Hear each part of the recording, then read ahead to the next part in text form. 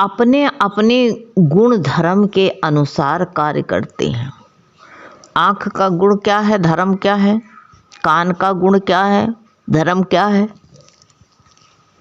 और जिह्वा का, नासिका का, सारा जो है खेल जो है उस चेतना का है। चेतना नहीं है तो वो शक्ति नहीं है तो कुछ नहीं हो सकता है। गुरु का वचन है कि सब जो कुछ भी हो रहा है ये चेतना से हो रहा है, वही इसके अनुसार सारा कार्य होता है। सारी चेतना ही कार्य करती है। यही चेतना शक्ति आत्मा है और यही ब्रह्म है। चाहे आत्मा कह दो चाहे ब्रह्म कह दो, यही ईश्वर वही परमात्मा है। अब नाम अनेक हो गए, ईश्वर है चेतना शक्ति सब, उसको आत्मा भी है, ब्रह्म भी है, ईश्वर है, वही परमात्मा है। एक ही शक्ति है, एक ही शक्ति जो है सब कुछ वही परमात्मा है। किंतु ये आत्मा सूक्ष्म है। ये आत्मा सूक्ष्म है एवं शक्ति स्वरूपा। सूक्ष्म होने से क्या है, करंट बहुत सूक्ष्म है लेकिन शक्ति स्वरूपा है। छू करके देखो उसको, ऐसे वो आत्मा जो है वही शक्ति स्वरूपा है, वही की शक्ति से सारा हो रहा। सारा खेल उसी का है और नहीं है। इसीलिए बताया है प्रत्यक्ष दर्शन नहीं होते उसके, इतनी सूक्ष्म है तुम देख नहीं सकते हो ना, प्रत्यक्ष दर्शन नहीं होते। जो कहता हम दर्शन करने जा रहे हैं तो वो एक प्रतिमा के दर्शन करता है, एक विशेष स्थान के दर्शन करता है। कहेगा हम जा रहे हैं वहाँ जगन्नाथपुरी, तो उस स्थान का दर्शन करके आता है। वो परमात्मा तो अति सूक्ष्म है, उसका दर्शन कोई कैसे पा सकता है, न कर सकता है। कोई सवाल ही नहीं कि उसका दर्शन हो, नहीं होता ना, उसका दर्शन हो ही नहीं सकता है। तो प्रत्यक्ष इतनी सूक्ष्म है कि दर्शन हो ही नहीं सकता उसका, देखने से परे। जैसे सूर्य की किरणों में जल जाता है, कोई देख ही नहीं पाता उसको। जाता तो है, सूर्य की किरण उस जल को उठाती है, ले जाती है। जितनी ज़्यादा वो उष्णता होती है उतने ही जल ज़्यादा जाता है। लेकिन जो है वो इतना सूक्ष्म है कि देखने से परे है। ऐसे वो आत्मा शक्ति स्वरूपा है, इसलिए इसका प्रत्यक्ष दर्शन नहीं होता है। क्योंकि दर्शन क्यों नहीं होता है?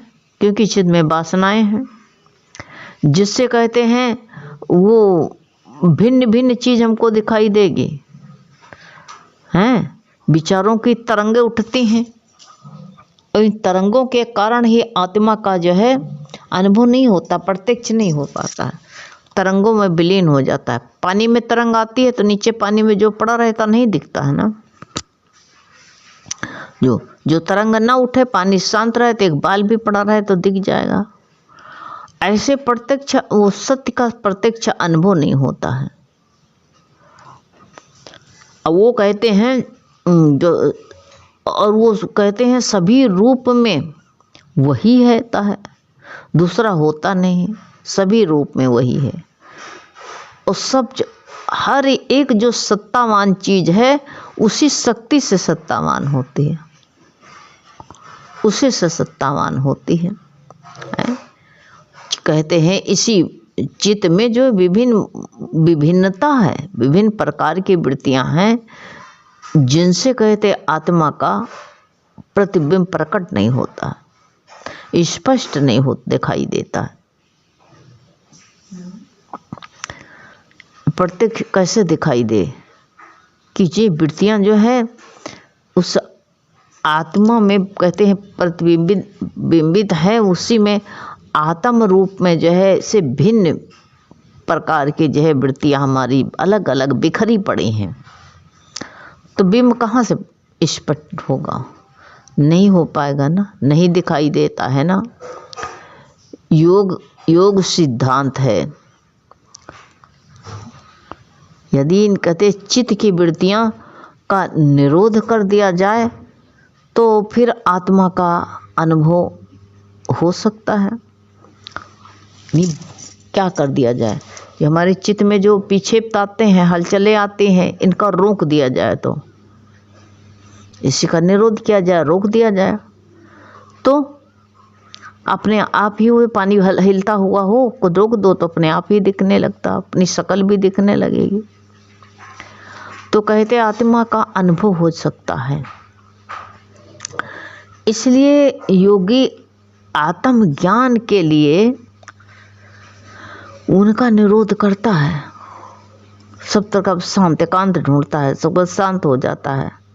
सब कहते हैं सब साधनों की अवस्था में ही जो है वो समझ जाता है कि कैसे कहाँ से रोकना है।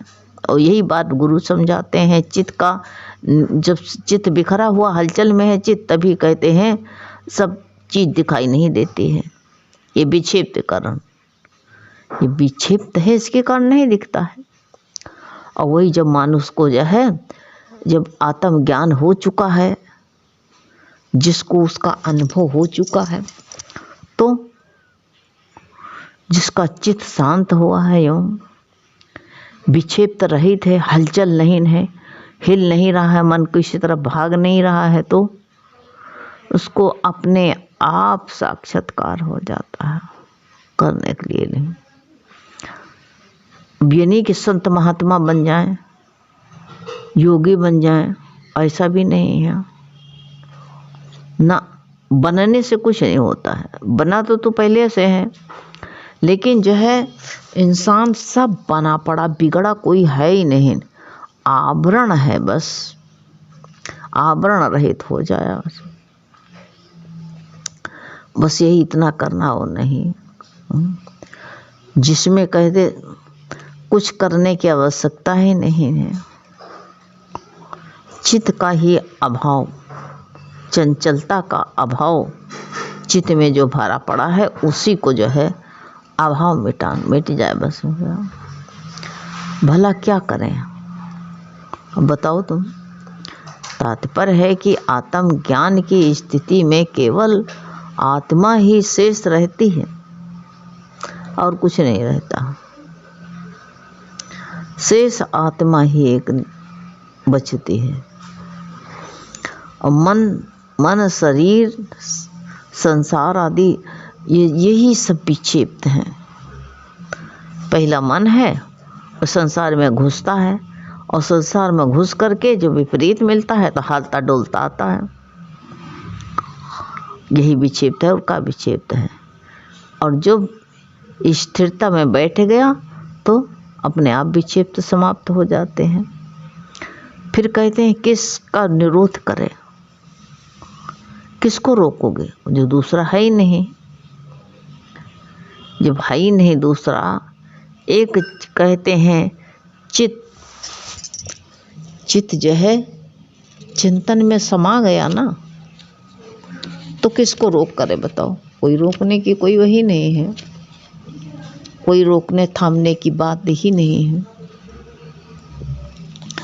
इसीलिए भगवान बता रहे हैं, कह रहे हैं कि चिंतन दो के बिना नहीं होता है। दो के बिना चिंतन नहीं होता, दो होंगे तभी चिंतन है। एक हम हैं, एक जिसका चिंतन करें। दो के बिना चिंतन नहीं होता है ना। चिंतन करने वाला तथा दूसरा जिसका चिंतन किया जाए, जिसका चिंतन किया जाता है वो हो गया। अर्थात उसमें कहते हैं उस जीव ब्रह्म दो भिन्न भिन्न हो जाते हैं। दो हो गए तो दोनों होते हैं, तो दो के भाग में इंसान बट जाता है। तो विभिन्न चिंताएं, ये सोच लो, अचंभों की बात नहीं, संभव है। अपने को उस पर ब्रह्म से भिन्न जीव मात्र समझ लेता है कि मैं जीव हूँ, इसलिए वह कहते उस ब्रह्म का चिंतन करता है।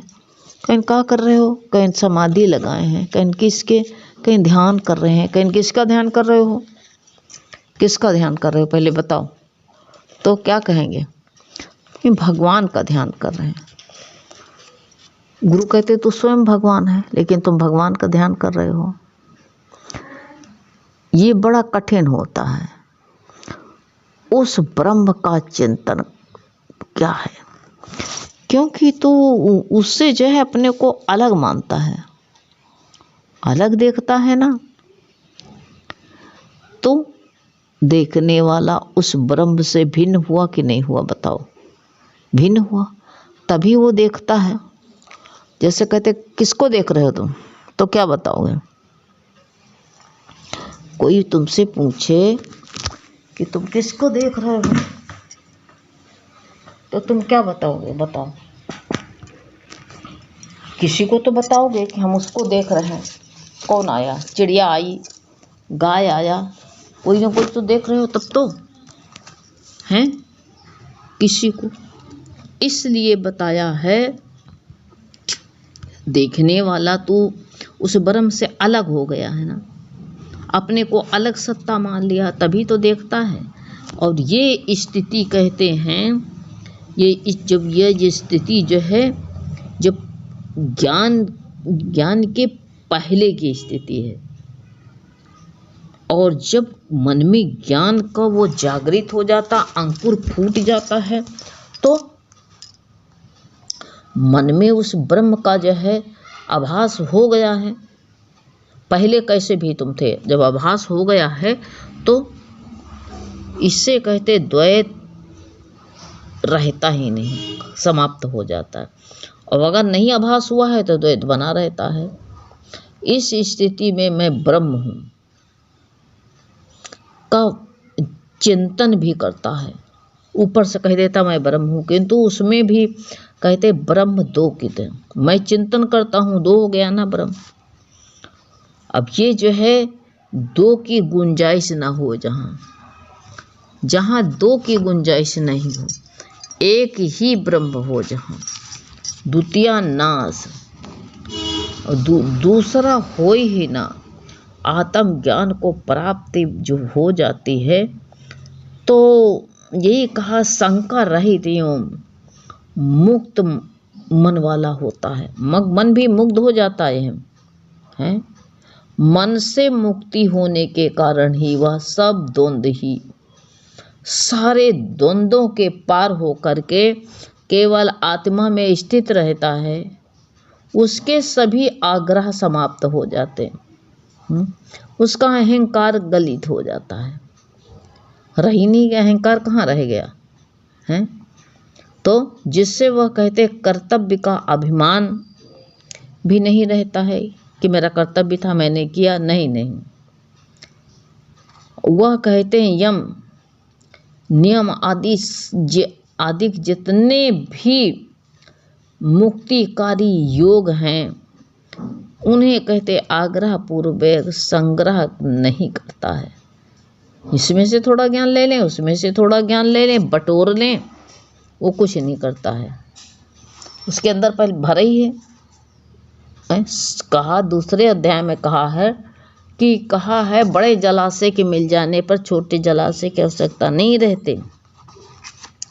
ऐसे इंसान को जब जो है ब्रह्मानंद की प्राप्ति हो जाती है, तो वो जो है कोई चीज़ का न ग्रहण करता है न त्याग करता है, उसी में डूब जाता है। और उसमें डूबा हुआ इंसान जो होता है, वो ना यम है, ना नियम है, न ही कोई चीज़ का जो है अध्ययन करना है, उसी में डूब ही गया। फिर उसके लिए दृष्टि में कुछ रहता ही नहीं, एक ब्रह्म ही ब्रह्म रहता है और कुछ रह ही नहीं जाता है। बस जब इतना हो जाता है तो सारा कार्य समाप्त हो गया फिर उसका। हरि ओम।